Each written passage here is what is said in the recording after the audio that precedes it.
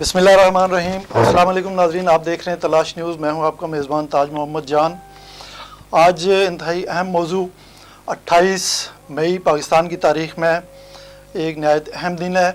اس حوالے سے ہم نے زحمت دی ہے رانا عبدالباقی صاحب، آپ سینئر بیوروکریٹ ہیں اور مختلف ممالک میں پاکستان کی جانب سے خدمات انجام دی ہیں، مصنف بھی ہیں اور سماجی کام بھی کرتے ہیں۔ ان سے ہم جو ہے اس دن کی اہمیت کے حوالے سے مختلف سوالات کریں گے۔ رانا صاحب، آپ کا بہت شکریہ، آپ نے ہمیں وقت دیا اور اپنے گھر میں مدعو کیا، اس کے لیے تلاش نیوز کی ٹیم جو ہے نا وہ آپ کی مشکور ہے۔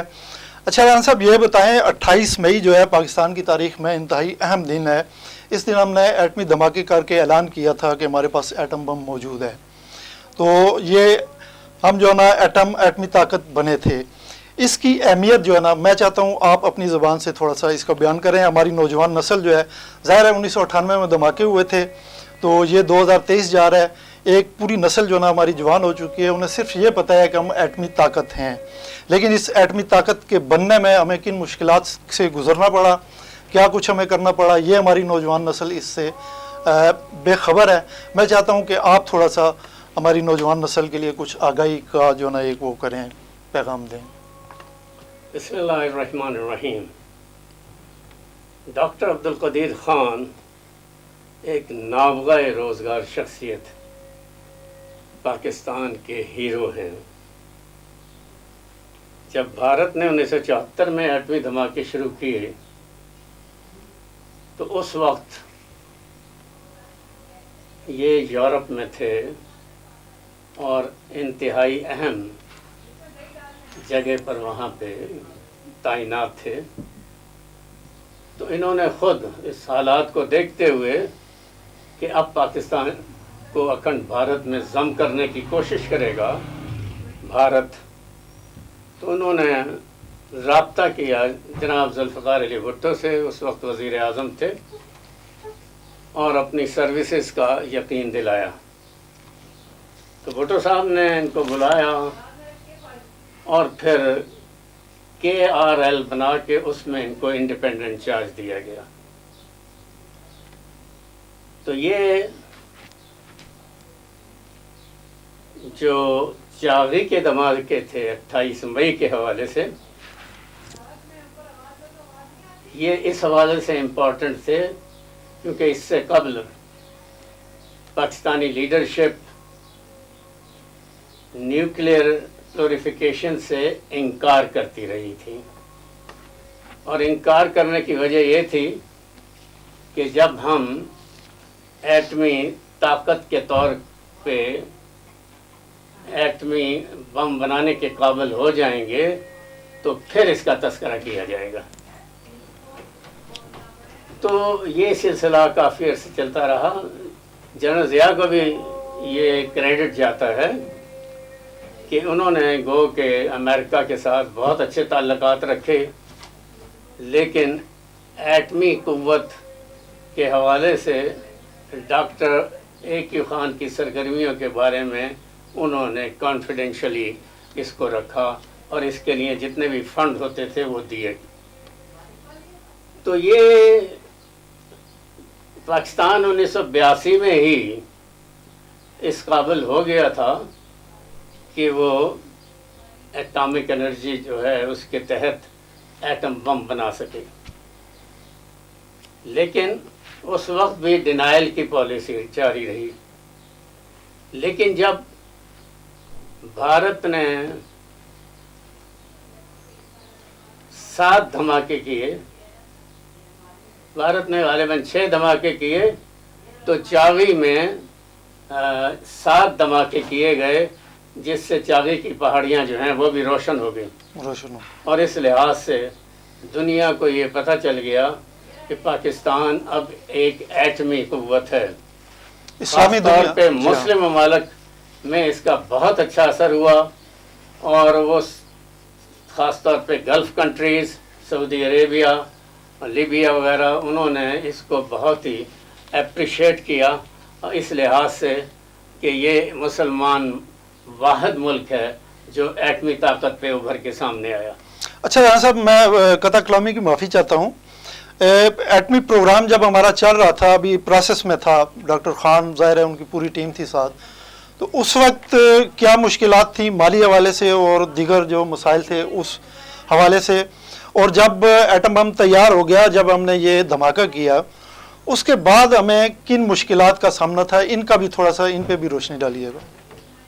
देखिए, मैं एक तो रेफरेंस दूंगा डॉक्टर इक्यू खान द इस्लामिक बम, ये जाहिद मलिक साहब ने किताब लिखी है, और ये किताब जो है इसमें तमाम तफसीलात दी हुई हैं उस हवाले से जो मुश्किलात पेश आई।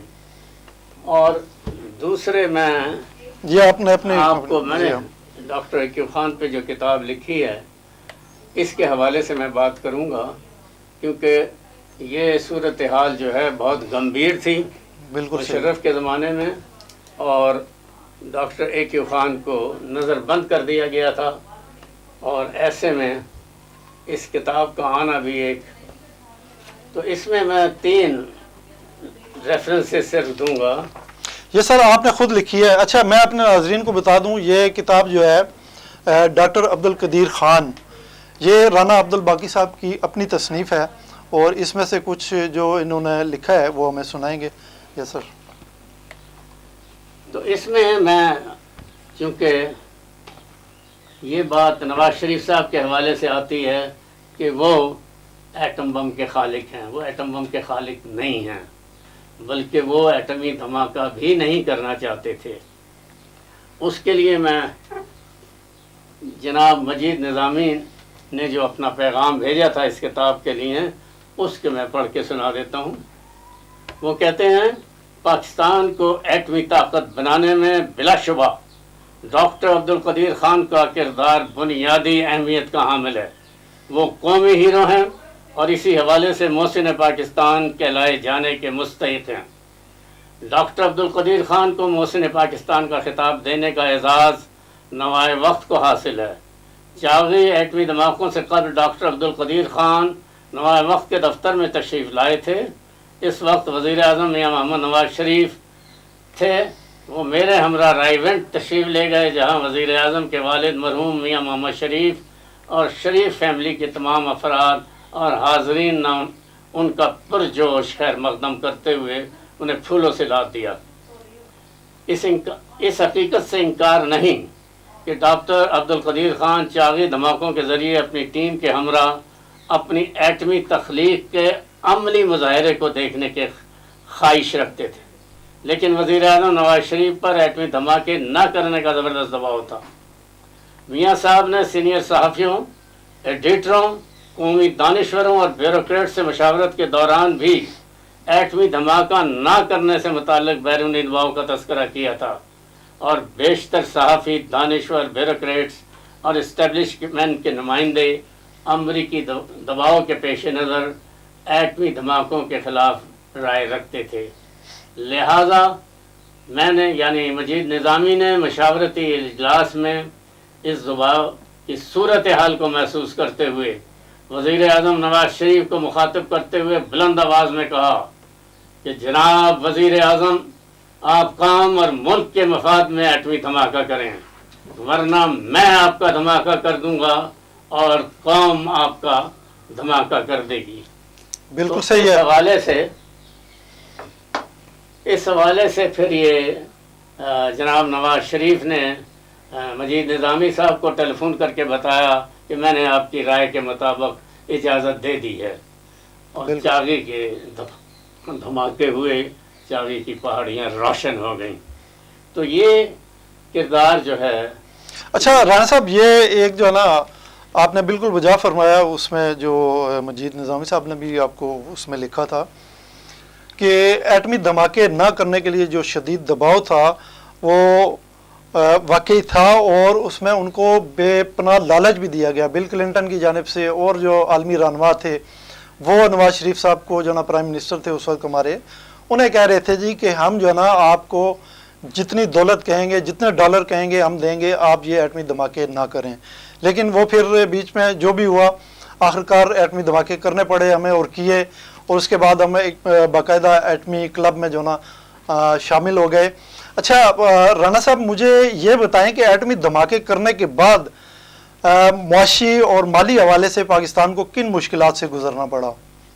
دیکھیں جہاں تک پاکستان کے ایٹمی دھماکوں کا تعلق ہے، یہ اپنے انٹرویو میں ڈاکٹر عبدالقدیر خان صاحب نے بھی فرمایا ہے کہ اس میں زیادہ تر امداد جو ہے سعودی عرب، لیبیا، یو اے ای اور اس طرح کے ممالک سے آتی تھی، اور اس حوالے سے کیونکہ اخراجات بہت زیادہ تھے تو اس کا تذکرہ مولانا کوثر نیازی نے اپنی کتاب میں بھی کیا ہے، اور لائن ٹوٹ گئی اور لائن کٹ گئی۔ ہاں، تو یہ مطلب ہے کہ وہ خرچ ظاہر ہے پاکستان نہیں برداشت کر سکتا تھا، اور ان ممالک کی وجہ سے کچھ پابندیاں بھی لگی تھیں غالباً۔ ہاں۔ تو یہ لیکن مشرف کے زمانے میں دیکھیں مجید نظامی زندہ تھے، انہوں نے آواز بلند کی، نواز شریف کو ماننا پڑا، لیکن مشرف کے زمانے میں یہ جو دباؤ ڈالا گیا ڈاکٹر عبدالقدیر خان پہ اور ان کو نظر بند کیا گیا، اور اس حوالے سے ان کو چودھری شجاعت حسین کو ان کے پاس بھیجا گیا کہ یہ اپنا ایک بیان جو ہے اس میں ذمہ داری لیتے ہوئے ٹیلی ویژن پر آ جائیں۔ تو اس حوالے سے میں ان کی ایک جو انٹرویو میں انہوں نے فرمایا تھا، وہ فرماتے ہیں ڈاکٹر عبدالقدیر خان، یہ چودھری شجاعت صاحب کا انٹرویو آپ پڑھ رہے ہیں؟ ہاں جی۔ مشرف مجھ سے ذاتی دشمنی تھی، اس لیے نہ صرف مجھے قربانی کا بکرا بنایا بلکہ ہمارے پروگرام کے متعلق حساس قسم کا سامان پہنچانے والے ذرائع کو بھی بہت نقصان پہنچایا۔ کسی قسم کا بیان دینے کو تیار نہیں تھا، مگر میرے عزیز اور محترم دوستوں چودھری شجاعت حسین اور ایس ایم ظفر صاحب نے ملک کی سلامتی کی خاطر دوستانہ مشورہ دیا کہ میں بیان پڑھ دوں۔ اس بیان میں لاتعداد لغویات تھیں، مگر ملک کی خاطر میں نے یہ بیان پڑھ دیا۔ حالانکہ حقیقت یہ ہے کہ ہم نے نہ ہی این پی ٹی اور نہ ہی این ایس جی پر دستخط کیے تھے، اور ہم کسی قسم کی معلومات یا کسی کے خلاف کارروائی کرنے کے پابند نہیں تھے۔ بالکل تو صحیح۔ یہ انہوں نے فرمایا اس میں۔ یہ تو میرا خیال ہے ان کا بیان رانا صاحب آیا تھا، منظر عام پہ آیا تھا، بالکل صحیح ہے۔ اس کی جو تائید ہے وہ چودھری شجاعت حسین نے کتاب گزشتہ سال لکھی ہے، اور سچ تو یہ ہے اس میں انہوں نے ایک مرتبہ پھر وہ پابند نہیں تھے، کیونکہ ڈاکٹر عبدالقدیر خان اس وقت جہان فانی میں نہیں تھے، بالکل تو آسمانوں پہ تھے۔ انہوں نے اپنی کتاب میں لکھا کہ ڈاکٹر صاحب پر جوہری توانائی بیچنے کے عوض رقم لینے کا الزام عائد ہوا تو ایک روز صدر مشرف نے مجھے اور ایس ایم ظفر کو بلا کر کہا کہ آپ دونوں ہزار ڈاکٹر صاحب کے پاس جائیں، ان سے کہیں کہ اس معاملے پر وہ قوم سے معافی مانگے۔ کچھ توقف کے بعد انہوں نے مجھ سے کہا چوہدری صاحب مناسب یہ ہے کہ آپ اکیلے جائیں، ان سے بات کریں۔ میں ڈاکٹر خان صاحب کے گھر گیا، ان کو یہ پیغام پہنچایا۔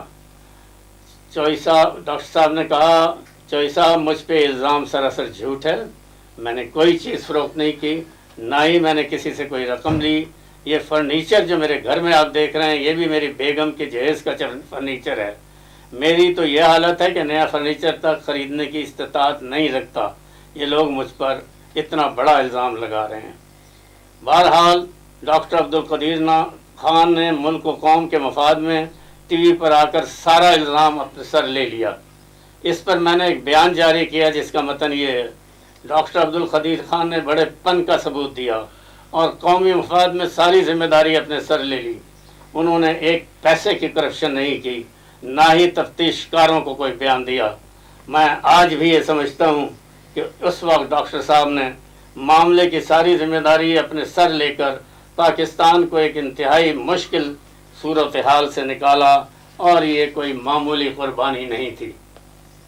جی یہ بڑا اچھا آپ نے رانا صاحب بتایا۔ اچھا میں یہ جو نا ہم اپنے اختتام کی طرف بڑھ رہے ہیں، میں چاہتا ہوں کہ آپ تھوڑا سا یہ بتا دیں اس ایٹم بم جو ایٹمی دھماکہ کیا اس کے بعد جو نا ہماری معاشی حالت جو تھی وہ کافی خراب تھی. ہمارے اپنے دوست ممالک نے ہمارے ساتھ وہ کیا.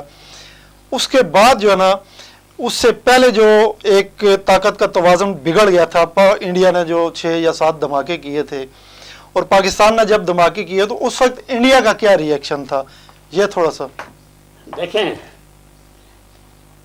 چاغی کے ایٹمی دھماکوں کا انڈیا پر بہت ہی ڈی مورلائزیشن افیکٹ ہوا.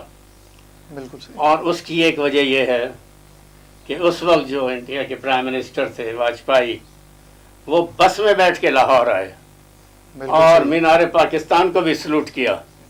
تو اس سے آپ اندازہ لگا سکتے ہیں کہ پھر ڈاکٹر قدیر خان نے بھی اپنی کتاب میں یہی کہا ہے کہ یہ جو ہم نے بنایا ہے یہ جنگ نہ کرنے کا معاہدہ ہے. اس لیے کہ جب 2 ایٹمی طاقتیں ہوتی ہیں وہ پھر آپس میں جھگڑا فساد اور لڑائی نہیں کرتے. یہ دیکھیں نا آپ, جب تک دھماکہ نہیں کیا تھا 28 مئی کو پاکستان نے, اس سے پہلے انڈین رہنما جو ہیں واجپئی سمیت جتنے بھی رہنما تھے وہ دیکھیں پاکستان کو کس طرح دھمکیاں دے رہے تھے اور ان کی کیا بیانات تھے, وہ سارا تاریخ کا حصہ ہیں. لیکن آپ بتا رہے ہیں کہ 28 مئی کے جب دھماکے ہوئے اس کے بعد وہ مینار پاکستان کو بھی آ کے سلام کر رہے ہیں. یہ سچویشن تو 28 مئی کے بعد ہوئی. جی ہاں. جو پہلے تھی 1974 کے بعد, اس کے بعد جو ہیں تمام بی جے پی کے لیڈر, RSS, وہ پاکستان کو تباہی کے منصوبے بنانے میں لگ گئے اور دھمکیوں سے نوازنے لگے. اور جب یہ میں آپ کو بتاؤں کہ بی جے پی خاص طور پہ اکھنڈ بھارت کی پالیسی پہ آج تک قائم ہے, لیکن پاکستان کے ایٹمی طاقت ہونے کی وجہ سے اس میں بہت حد تک کمی آئی ہے. میں سمجھتا ہوں کہ ڈاکٹر عبدالقدیر خان بہت کمال کے آدمی تھے, اور اس میں 2 آپ کو ریفرنسز پڑھ دیتا ہوں. اس میں نواز شریف نے جو صدر محمد رفیق تارڑ کو بنایا تھا, انہوں نے 30 جون 1998 میں کہا, "The restoration of the strategic security balance would not have been possible but for Dr. Khan's brilliant work and superb leadership provided to the team of dedicated scientists and engineers. I congratulate Dr. A.Q. Khan and your team on my behalf and on my behalf of the whole nation for one of the greatest achievements in our history." اسی طرح شہید محترم بے نظیر بھٹو نے 12 مارچ 1989 میں کہا, "Pakistan is proud to have a man of Dr. A.Q. Khan's caliber. I hope the country will have more such men of eminence. He has made invaluable contribution not only in the nuclear field but also in other fields including defense production." جی, رانا صاحب سے ہماری گفتگو کا سلسلہ جاری ہے. اس دوران ہم دیکھتے ہیں ہمارے نمائندے نے کچھ لوگوں کے تاثرات ریکارڈ کیے ہیں 28 مئی کے حوالے سے, پہلے وہ دیکھ لیتے ہیں. میرا نام ڈاکٹر سعدیہ مشتاق ہے. ایٹم بم کے حوالے سے میں یہ کہنا چاہوں گی کہ ملک کی سالمیت کو بچانے کے لیے ایٹم بم ایجاد ہوتا ہے, اور ہم مسلم امہ میں واحد وہ ملک ہیں جن کے پاس ایٹم بم کی سہولت موجود ہے. السلام علیکم. زمان سید احمد دے اور ماں کے پی کے نہ تعلق دے دننے ورځ 28 مئی چې یوم تکبیر دے نواز شریف صاحب او پاکستان آرمی ډاکټر قدیر صاحب ډېر شکرګزار یو چې هغوی دومره محنت کړی دا 8 دھماکې کړی وی, او چې کله دا دھماکې شوي دي پاکستان څومره دشمن ملکونه دي هغه ټول پاکستان نه یره پیدا شوې ده. آج یوم تکبیر کے حوالے سے جو چیز سامنے آئی ہے وہ یہ ہے کہ ہم نے اپنے آپ کو قربانی دے کر اس چیز کے لیے حاصل کیا ہے. ہماری قومی سلامتی اس میں اہم کردار ہے, جس میں ہندوستان نے بھی ایٹم بم بنایا ہے, اور ہمارا ایٹم بم انشاءاللہ اس کے ضمن میں ہماری کامیابی ہے, اور کوئی بھی دشمن ملک ہم میلی آنکھ سے ہماری طرف کوئی حملہ نہیں کر سکتا ہے. ہمیں چاہیے کہ اس کو زور و شور سے اس دن کو منائیں تاکہ ہمارے آنے والی نسلیں اس چیز سے. میرا نام انس اقبال ہے, اور ایٹم بم بننے کا پاکستان کو سب سے بڑا یہ فائدہ ہوا ہے کہ ہم جو دشمن ممالک ہیں ان کے حملوں سے محفوظ رہ سکیں، اور پاکستان کے پاس فنڈز کم ہونے کے باوجود بھی انہوں نے یہ ایک اچھا کارنامہ انجام دیا ہے، جس سے ہم اسلامک ممالک کے علاوہ پوری دنیا میں باعث فخر محسوس کر سکتے ہیں۔ اور ایٹم بم بننے کا ہمیں یہ فائدہ ہوا ہے کہ ہم سکون کی نیند سو سکیں۔ الرحمن الرحیم۔ یوم تکبیر کے حوالے سے میں بس یہی کہنا چاہتا ہوں کہ ایٹمی دھماکے کرنے سے ہماری ملکی اقوام عالم میں دھوم اور دھاک پڑ گئی ہے۔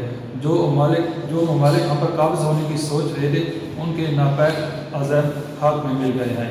بسم اللہ الرحمن الرحیم۔ 1988 میں پاکستان نے جب ایٹمی دھماکے کیے وزیر اعظم محمد نواز شریف کی قیادت میں، جی رانا صاحب بالکل بجا فرمایا آپ نے، یہ ہمارے قومی ہیرو ہیں، نہ صرف یہ بلکہ اس ایٹمی پروگرام کو اس کی بنیاد رکھنے والے اور اس میں ایک ایک اینٹ جوڑ کے اس کو پروان چڑھانے والے اور پایہ تکمیل تک پہنچانے والے جتنے بھی لوگ ہیں ان میں خاص طور پہ بہت بڑا کردار ہے ڈاکٹر عبدالقدیر خان کا۔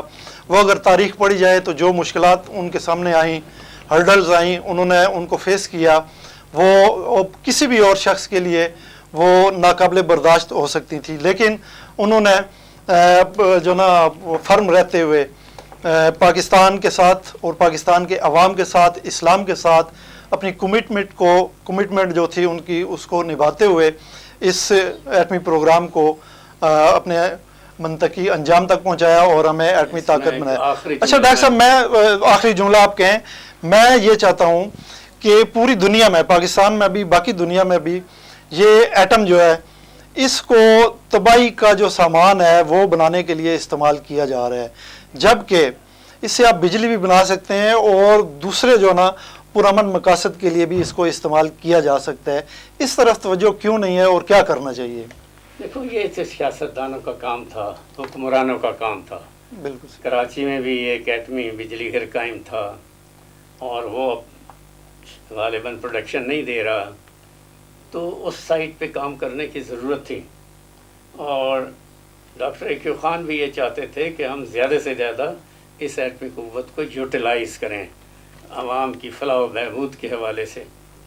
تو یہ ساری چیزیں اپنی جگہ موجود تھیں، اور جہاں تک میں نے تذکرہ کیا تھا میاں نواز شریف کا، میاں نواز شریف کو کم از کم ایک کریڈٹ جاتا ہے کہ فارن پریشر کے باوجود جب ان کے سامنے انٹرنل پریشر آیا، کیونکہ جہاں تک مجید نظامی صاحب کا تعلق ہے وہ پاکستان فورم کے بھی اس وقت چیئرمین تھے، تو اس لحاظ سے جو انٹرنل پریشر کو انہوں نے تسلیم کرتے ہوئے اس کی اجازت دی۔ بالکل صحیح۔ اور آج ہمارے لیے دنیا بھر میں جو ہے وہ جو کچھ ہو رہا ہے فارن دباؤ کے حوالے سے، وہ انتہائی افسوسناک ہے۔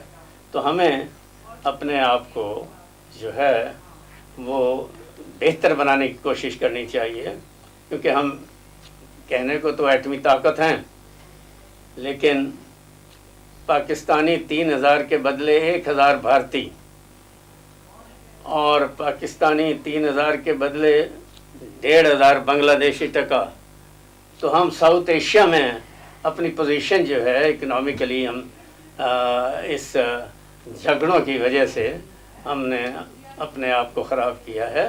تو ہمیں ایک مرتبہ پھر ملک میں یونٹی کی ضرورت ہے، یونٹی کی ضرورت ہے، بالکل ایسا ہی ہے، اور اس کے لیے ہمیں بہت ساری چیزیں جو ہیں وہ بھولنا پڑیں گی۔ جی بالکل رانا صاحب، جتنی بھی سیاسی جماعتیں ہیں ان کو مل بیٹھ کے جو ہے نا ہم ایٹمی قوتیں ہیں، ہمارے پاس قدرت نے بے انتہا وسائل جو نا ہمیں دے رکھے ہیں، ضرورت صرف اس عمر کی ہے کہ ان وسائل کو استعمال میں لایا جائے۔ وہ اسی صورت میں ہو سکتا ہے جب ہمارے ملک میں سیاسی استحکام پیدا ہوگا۔